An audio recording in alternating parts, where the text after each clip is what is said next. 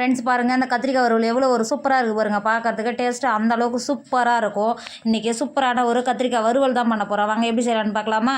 Hi friends, welcome to Kerala சமையல். இந்த கேரளா சமையலில் சூப்பரான ஒரு கத்திரிக்காய் வறுவல் தான் செய்ய போகிறோம். வாங்க எப்படி செய்யலான்னு பார்க்கலாம். ஃப்ரெண்ட்ஸ், நான் 1/2 கிலோ பச்சை கலர் கத்திரிக்காய் எடுத்திருக்கேன். எனக்கு பச்சை கலர் கத்திரிக்காய் தான் கிடச்சது. நாங்கள் இருக்கிற இடத்துல பச்சை கலர் கத்திரிக்காய் தான் இருக்கும். நம்ம ஊர் போல் நீல கத்திரிக்காய் அது மாதிரிலாம் எதுவும் இருக்காது.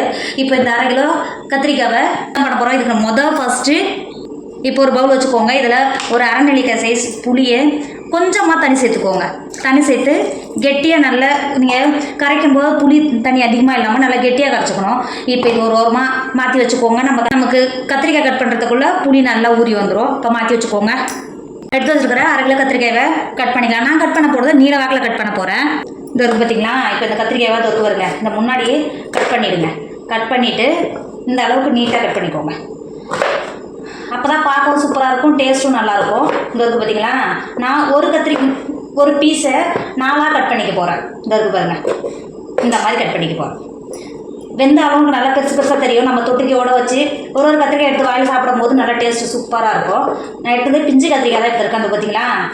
இருக்கிற கத்திரிக்காயெல்லாம் கட் பண்ணிக்கோங்க. கட் பண்ணிவிட்டு தண்ணியில் சேர்த்துக்கோங்க. தண்ணியில் சேர்த்திங்கன்னா கலர் எதுவும் மாறாமல் இருக்கும். இப்போ இருக்கிற கத்திரிக்காயெல்லாம் கட் பண்ணிக்கோங்க. கட் பண்ணி எடுத்துக்கோங்க. ஃப்ரெண்ட்ஸ், இப்போ பாருங்கள், கத்திரிக்காயெல்லாம் நம்ம கட் பண்ணி எடுத்துட்டோம். பாருங்கள், நான் நீல வாக்கிலே கட் பண்ணியிருக்கேன். இப்போ இது மாற்றி வச்சுக்கோங்க. இப்போ ஒரு மிக்ஸி ஜார் வச்சுக்கோங்க. ஒரு கைப்பிடி அளவு நிலக்கடலை சொல்லுவாங்க பார்த்தீங்களா? அதை உள்ள சேர்த்து கொடுத்துக்கோங்க. நான் இப்போ தான் வறுத்தேன். இதை சேர்த்து கொடுத்துக்கோங்க. அது கூடவே 2 பச்சை மிளகாய் சேர்த்துக்கோங்க. சேர்த்துட்டு மிக்ஸி மூடி அரைச்சி எடுத்துக்கோங்க. இந்த கத்திரிக்காய் வறுவலுக்கு இது நல்ல ஒரு சூப்பரான ஒரு டேஸ்ட்டை கொடுக்கும். ஃப்ரெண்ட்ஸ், நம்ம அரைச்சி எடுத்தது இந்த அளவுக்கு இருக்கணும். இப்போ மாற்றி வச்சுக்கோங்க. இப்போ அடுப்பில் ஒரு இரும்பு வானல் வச்சுக்கோங்க. இதில் 1 டேபிள் ஸ்பூன் எண்ணெய் சேர்த்துக்கோங்க. நான் இருக்கிற பக்கம் ரொம்ப ஜில்லுன்னு ரொம்ப ஊட்டி மாதிரி இருக்கும். அதனால் நம்ம எண்ணெய் ஏதாவது வச்சுருந்தாலும் இந்த மாதிரி நெய் மாதிரி தான் இருக்கும். நல்லா ஜில்லுன்னு இருக்குது பார்த்தீங்கன்னா, நல்லா உருகி போய் தான் இருக்கும். அதனால தான் இப்படி இருக்குது.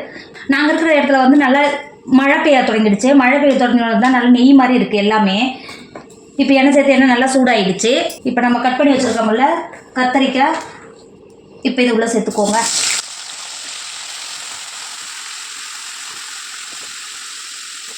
உள்ளே சேர்த்து கொடுத்துட்டு அது கூடவே நல்லா பழுத்த ஒரு தக்காளியை கட் பண்ணி வச்சுருக்கேன். இது உள்ளே சேர்த்துக்கோங்க. கத்திரிக்காயும் தக்காளி வதங்கிறதுக்கு ஒரு 1/2 டேபிள் ஸ்பூன் மட்டும் உப்பு சேர்த்துக்கோங்க. சேர்த்துட்டு நல்லா கலந்து கொடுத்துக்கோங்க. அளவுக்கு நல்லா கலந்து கொடுத்துட்டு தக்காளியும் கத்திரிக்காயும் நல்லா வதங்கி வர மூடி இடையில திறந்து கலந்து கொடுத்துக்கோங்க. ஃப்ரெண்ட்ஸ், இப்போ பாருங்கள், நம்ம கத்திரிக்காய் தக்காளியும் எந்த அளவுக்கு நல்லா வதங்கி வந்திருக்கு பார்த்தீங்கன்னா. நம்ம தண்ணி எதுவும் சேர்க்கல, நல்லா வதங்கி வந்திருக்கு பாருங்கள். இப்போ இதை வேறு ஒரு பிளேட்டுக்கு மாற்றிக்கோங்க. இப்போ மாற்றி கொடுத்துட்டு அதே பாத்திரத்தில் 1 டேபிள் ஸ்பூன் எண்ணெய் சேர்த்துக்கோங்க. சேர்த்து எண்ணெய் நல்லா சூடாகிடுச்சு. 1 டேபிள் ஸ்பூன் பெருஞ்சீரகம் சேர்த்துக்கோங்க. பெருஞ்சீரகம் சேர்த்து நல்லா பொரிஞ்சு வந்துடுச்சு. ஒரு தண்டு கருவேப்பிலை சேர்த்துக்கோங்க. கருவேப்பிலை சேர்த்துட்டு நல்லா பொரிஞ்சு வந்துடுச்சு. ஒரு பெரிய சைஸ் வெங்காயத்தை நீல வாக்கில் கட் பண்ணி வச்சுருக்கேன். அதை உள்ள சேர்த்துக்கோங்க. வெங்காயத்தை சேர்த்துட்டு ஒரு 2 செகண்ட் நல்லா கலந்து கொடுத்துக்கோங்க. வெங்காயம் சேர்த்து இந்த அளவுக்கு வதங்கினாவே போதும். ரொம்ப நேரம் வதங்கணும்னு அவசியம் கிடையாது. 1 டேபிள் ஸ்பூன் மல்லித்தூள் சேர்த்துக்கோங்க. அது கூடவே 1/2 டேபிள் ஸ்பூன் காஷ்மீர் மிளகாத்தூள் சேர்த்துக்கோங்க.